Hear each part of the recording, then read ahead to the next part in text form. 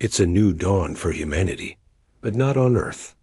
Far from home, a small exploration fleet charts a course for the Pisces 5 constellation, a staggering 100,000 light-years away. For the brave souls aboard, this is a one-way ticket. They knew the risks when they signed up. There would be no rescue missions, no turning back. Earth was a home they were desperate to escape. Back on their dying planet, World War III rages. The final war, they called it. With Allied powers failing and the enemy gaining ground, the terrifying specter of mutually assured destruction loomed large. The U.S. government, facing the ultimate end, enacted a desperate plan to ensure humanity's survival. These colonists are our last hope. Their mission, to journey beyond the Milky Way, to find a new home, and maybe, just maybe, one day return to revive the cradle of humanity. This is their story. So why did NASA choose the Pisces 5 constellation for its colonization project? At this point in history, most nations had their own space programs. A few even had deep space capabilities, allowing them to traverse the Milky Way galaxy with relative ease. However, none of them had true interstellar drives, no warp, no faster-than-light travel, no jump drives. NASA needed to ensure its colonists could develop without any interference from other Earth nations. This meant going to Pisces 5. It was a perfect target. 12 Earth-like planets with no advanced life, making it relatively safe. But more importantly, it was impossibly far.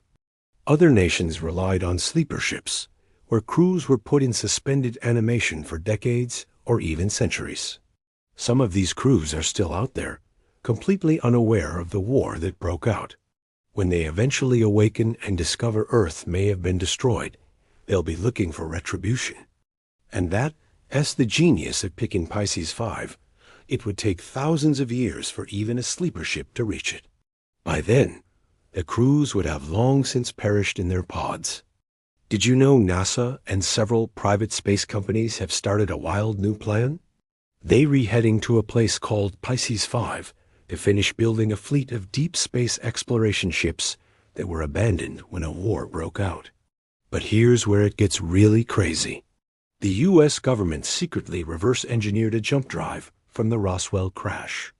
For over 100 years, scientists at Area 51 have been trying to figure this thing out. At first, they used human test subjects, but that ended horribly with multiple deaths. So they switched to inanimate objects.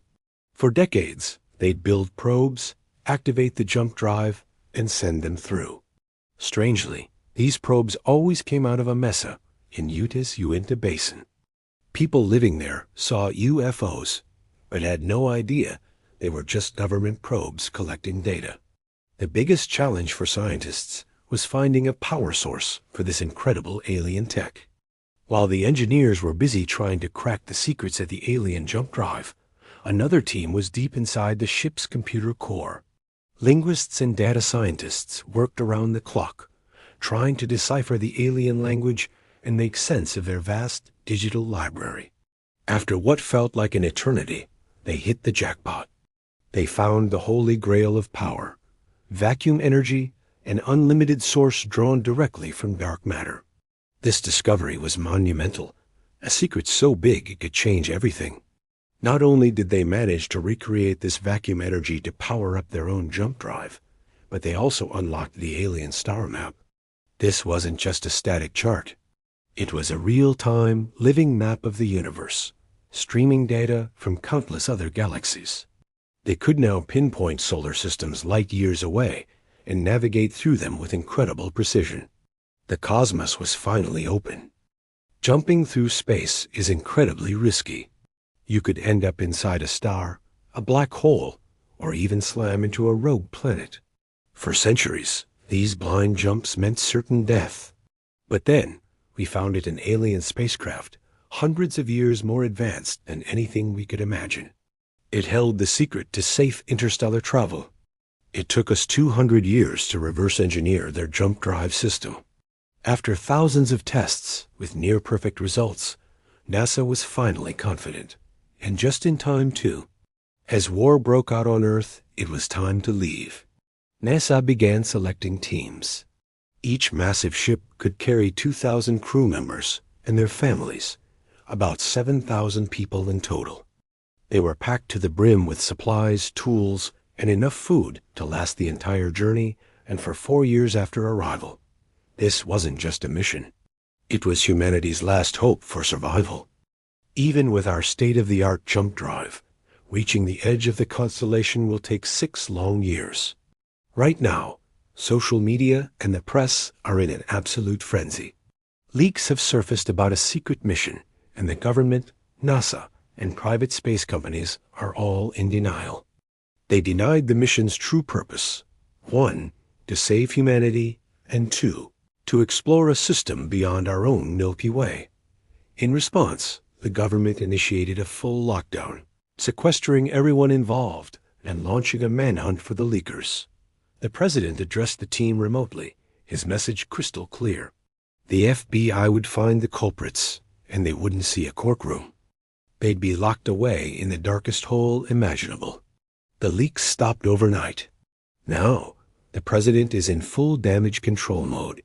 If he fails, radical factions might target the Earth-side launch sites, crippling our ability to resupply the moon colonies where the ships are waiting. Ever wonder what happened to the space race when war broke out on Earth? Well, picture this. NASA has 2 colonies on the moon, one on the light side and one on the dark side. But with a war raging, they can't risk supplying both. So they make a tough call. They abandon the dark side colony, leaving just 2 people behind to keep the lights on, literally. The light side, however, remains fully staffed, a crucial hub for satellites and communication. But then, the war takes a turn for the worse. The Allied powers are losing. In a desperate move, the government and NASA greenlight a top-secret plan, Mission Phoenix. They start quietly gathering the best engineers, scientists, pilots, and launching them to the light side moon colony. Their mission? Unclear. Meanwhile, from the shadows of Area 51, other rockets launch their destination, the abandoned dark side of the moon. What are they all planning? So, while the world was busy tearing itself apart, a secret project was humming along at Area 51. They'd just finished a fleet of advanced exploration ships, complete with a brand new alternate jump drive system. For months, crews trained tirelessly on these new vessels. At the same time, colony teams began the massive task of loading everything they would need for a new life, all done in absolute secrecy. The war on Earth had taken a grim turn.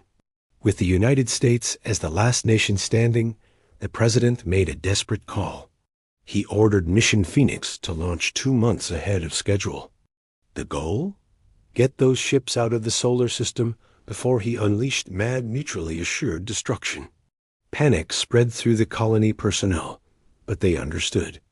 Even the moon colonies were ordered to evacuate, stripping their stations of every vital piece of equipment. Everything had to go. It was their only chance at survival. The colony crews were in a frantic scramble, ripping everything they could from the colonies. Extra spacesuits, helmets, rebreather packs, anything and everything was crammed aboard. Each ship was bursting at the seams with supplies, tools, medical gear, and people. But they launched. Their journey to the edge of the solar system began, where they'd engage the alternate jump system and launch themselves toward Pisces 5. Meanwhile, back on Earth, the president addressed the world. He announced that Mission Phoenix was underway, and there was nothing the left faction could do to stop it. Then came the final, chilling declaration. He was initiating mad protocol.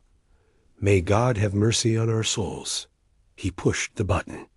Everyone expected to see nuclear missiles, but what happened was far worse. Antimatter explosions erupted across the globe. All it took was cutting the magnetic field, holding a single antimatter molecule, triggering a chain reaction that would plunge the world into a new ice age for decades. With humanity having a fighting chance to one day return, The mood on the ships was understandably somber. Earth, our home, was gone. Billions were lost, and the survivors were left to grapple with an unimaginable grief. But for the bridge crew, there was no time for sorrow. The mission was everything. Each captain ordered a hard burn, pushing their ships to the very edge of the solar system, constantly scanning for any lingering threats. After weeks of relentless travel, they finally reached the boundary of our home system. For a brief moment, they paused. Prayers were whispered. Wishes were made for the future. One captain's voice echoed across the comms. A promise to the void. One day, one generation will return to Earth, humanity's birthplace. Then, one by one, the ships began their jumps, charting a course for the Pisces 5 constellation. The journey would be long, but life aboard the ships began to find a new normal. We would make it together. As the bridge crew navigated the endless series of jumps, life aboard the fleet settled into a surprisingly normal rhythm. For the children, school was in session, their classrooms floating among the stars. Scientists, medical teams, and terraformers meticulously attended to their precious equipment, tools and supplies, knowing the future depended on them. Meanwhile, security personnel were already scouting the digital terrain of Kepler 4223, identifying the high ground around the future colony site to establish watchposts. During the long journey, the same quiet questions echoed through the corridors. Did anything survive on Earth? Is it just a molten ball of magma now? No one had answers, so they learned to change the subject. For those struggling with the immense weight of leaving home, psychiatrists were always available. Years slipped by, and finally they reached the edge of the Pisces 5 system. The captains breathed a collective sigh of relief. After all this time, their ships were held together by little more than baling wire, duct tape, and a whole lot of hope. The captain's voice echoed through the fleet. It's finally here. We just need to hold together a little longer. Everyone knew what he meant. Once the colony was established and the ships were empty, they could finally get the overhaul they so desperately deserved. A cheer went up from the crews as each ship began sublight operations. Their final destination, Kepler 4223. The excitement was electric. People gathered around screens, eager for their first glimpse of this new Earth and the wonders it held. After several weeks, they arrived. The bridge crew sent the image to every screen in the fleet. There it was. A world that looked just like home, but with one massive continent, a real-life Pangea. A quarter of the planet was land, the rest a vast, shimmering ocean. For the botanists and zoologists, this was a dream come true. A whole new world of plants and animals was waiting to be discovered. The adventure was just beginning. The captains made a crucial decision. Security personnel would be the first to set foot on the new world. Their mission was to determine if the planet was habitable and to secure the future colony site. Each of the 6 ships dispatched 2 squads, with 24 people in each squad. In total, 288 highly trained security personnel descended to the surface. After several tense hours of waiting, a message came through from the security commander. All clear. The colonists were approved for landing. The first transports began their descent, carrying eager pioneers ready to build their new home. This process would take days, but excitement filled the air. That night, most chose to camp out under the alien stars, while a few decided to spend one last night on the ship. Either way, a new chapter had begun, a time for exploration, discovery, and the start of life on a brand new world. It took about a month, but we did it. The habitat is built, and everyone is finally settled in.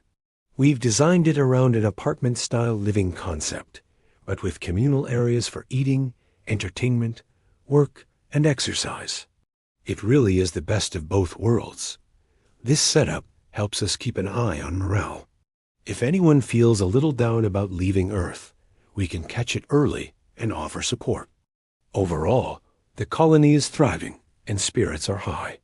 Everyone's busy with their duties exploration, cataloging new plants and animals, and thankfully, this planet seems incredibly safe. Our security teams are getting pretty bored, but hey, if they're bored, that means we're safe. Meanwhile, the ship crews are hard at work, stripping and overhauling the exploration vessels. They're hoping to get these ships flight-worthy again to explore more of this constellation. We all crossing our fingers that the other Earth-like planets nearby are just as welcoming as this one. Thanks for watching. A handful of the original colonists, mostly the terraformers, yearned to venture further out.